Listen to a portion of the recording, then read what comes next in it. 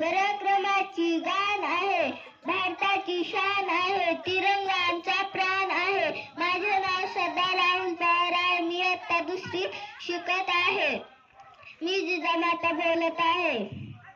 माझा जन्म 1 जानेवारी 1598 रोजी बुलढाणा जिल्ह्यातील सिंदखेड राजा येथे झाला. माझ्या वडिलांचे नाव लखोजीराव जाधव व माझ्या आईचे नाव म्हासाबाई असे होते.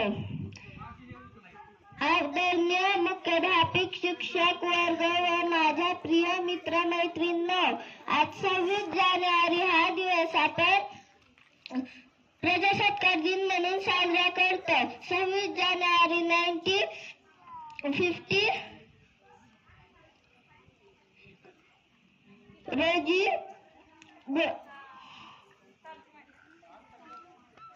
भारतात संविधान लागू झाले. भारतात लोकशाही सुरू झाली. हा दिवस आपल्याला शूरवीरांची व त्यांच्या बलिदानाची आठवण करून देतो. विविधतेत एकता आहे आमचा शान, म्हणून तर आहे आमचा भारत देश महान.